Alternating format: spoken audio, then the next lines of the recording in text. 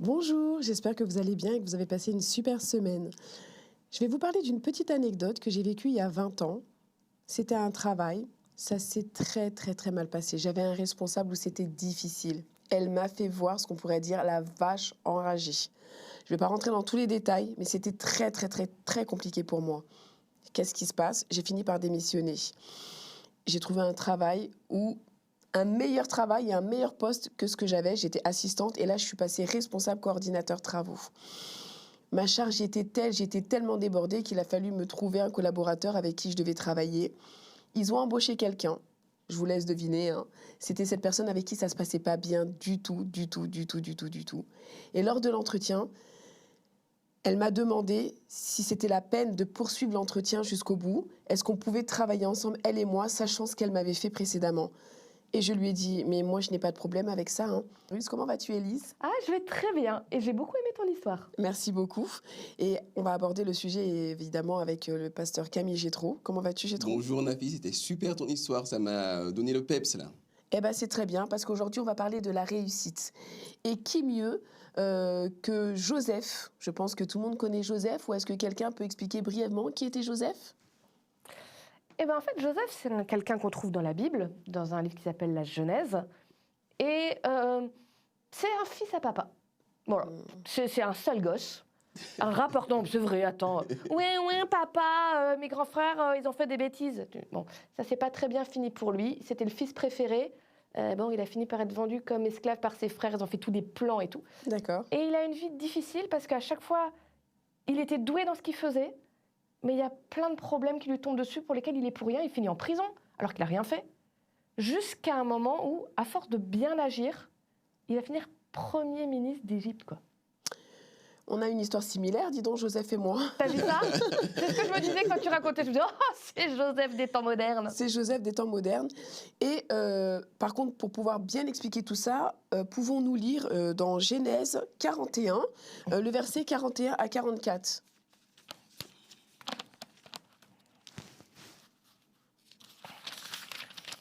Alors je l'ai.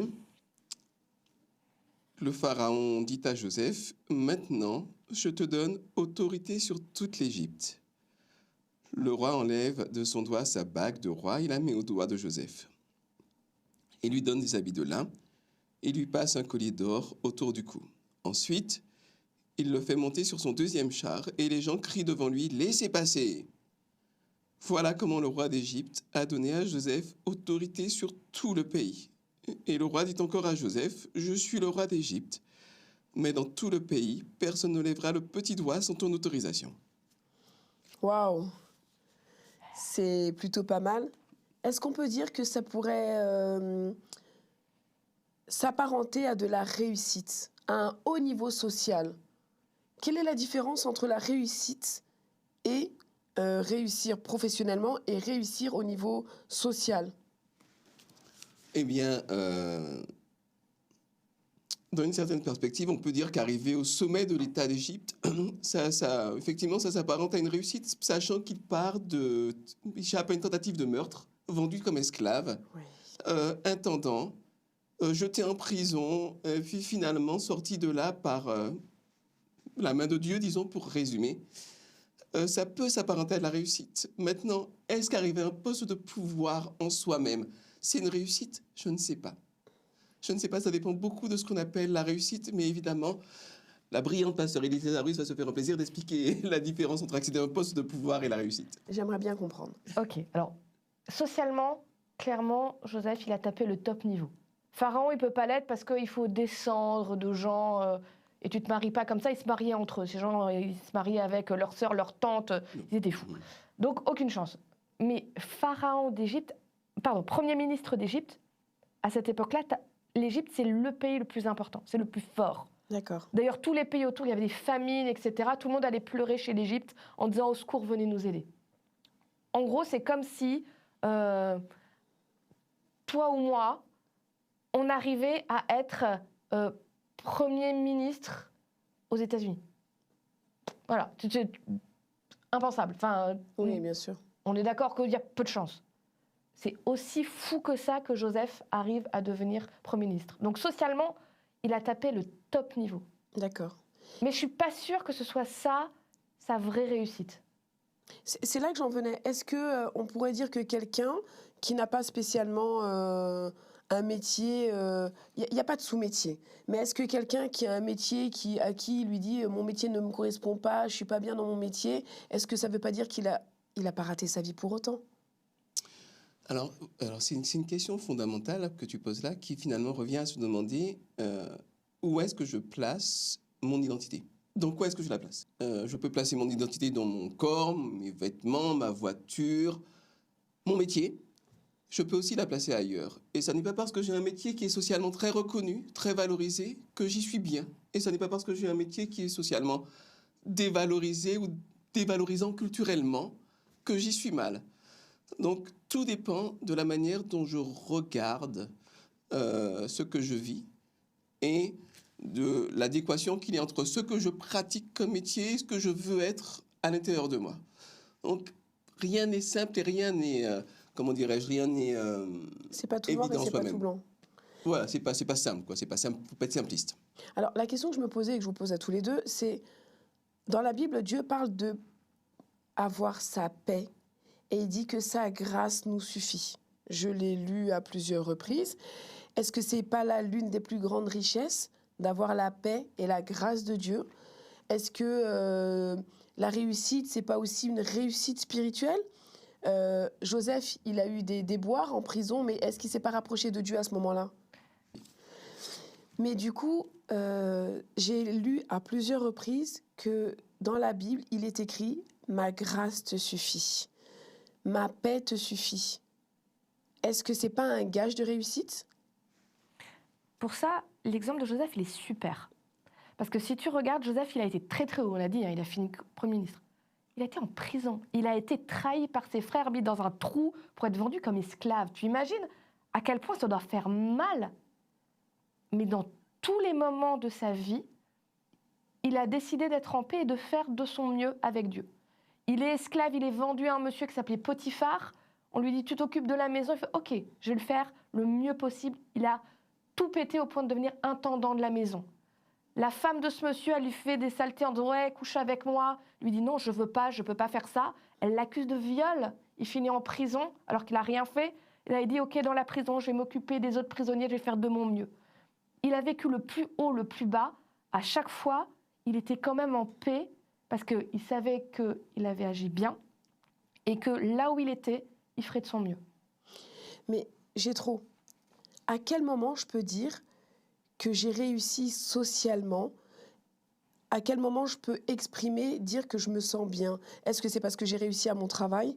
Ou est-ce que j'ai réussi à l'église? Ou est-ce que j'ai réussi dans mon foyer? On est très fort pour se mentir à soi-même. Et on peut très bien se convaincre que si on a une Rolex, une Mercedes, et qu'on est, je sais pas, directeur d'une grosse boîte, qu'on a réussi. Mais tout au fond de soi, il y a quelque chose qui est profondément malheureux et qui est profondément en décalage avec son soi profond.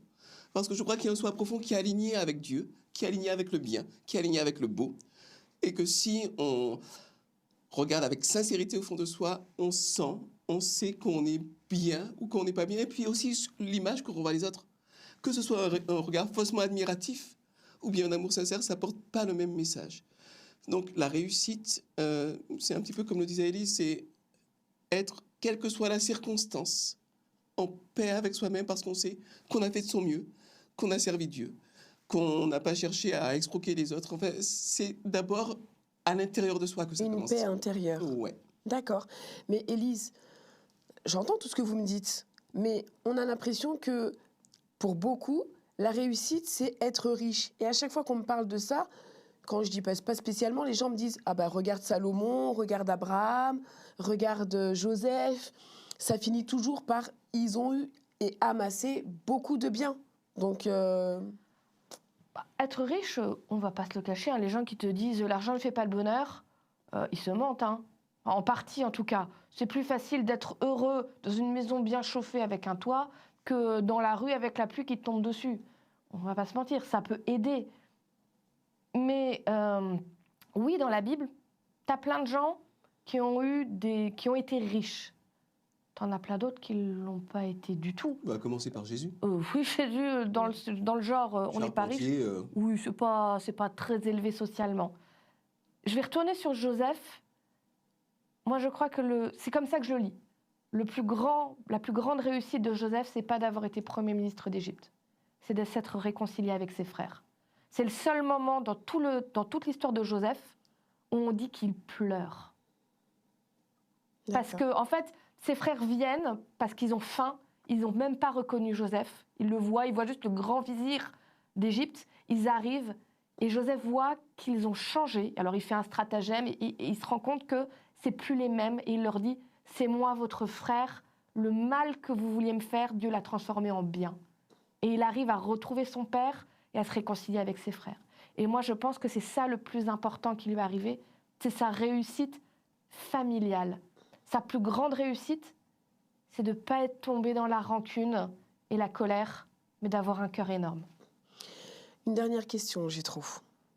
La théorie, c'est bien, la pratique, c'est bien, mais est-ce qu'on pourrait dire aujourd'hui que si j'ai pas de travail et j'ai une famille, j'ai des enfants, mais je suis très pauvre et j'ai beaucoup de mal à m'en sortir, comment je pourrais apparenter ça à ma réussite ? En déplaçant. C'est-à-dire que si je mets tout ce que je suis, la représentation de tout ce que je suis dans le niveau de mon compte bancaire, je ne peux pas. C'est pas compliqué, je peux pas. Si je suis pauvre, si je suis à découvert, je peux pas me mettre là-dedans. Si par contre, tout en étant pauvre, je trouve le moyen encore d'aider celui qui est encore plus pauvre que moi.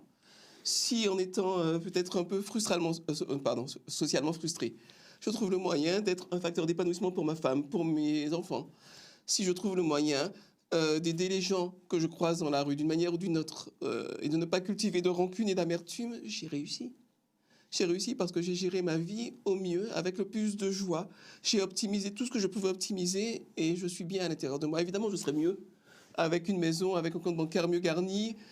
Mais un compte bancaire bien garni, ça ne veut pas dire avoir non plus en excès, parce que l'excès n'a jamais apporté de bien à qui que ce soit.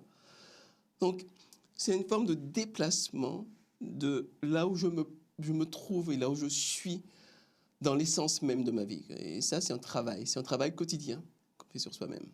Merci. Merci Gétrophe. Merci Élise. Donc si je devais apporter une conclusion à tout ça, sa grâce nous suffit et ne pas avoir de rancœur, réussir à s'élever socialement et avoir une santé spirituelle au-delà des biens matériels devrait nous apporter une belle réussite. Je vous souhaite à tous une très très très bonne semaine. Bonne semaine Élise. Merci, bonne semaine à toi aussi, bonne semaine à vous tous. Bonne semaine Gétro. À bientôt, merci Nafi. À bientôt. Rejoignez-nous soit sur la radio, soit sur Instagram et n'oubliez pas de mettre des petits commentaires si vous avez des questions à nous poser. Bonne semaine à tous.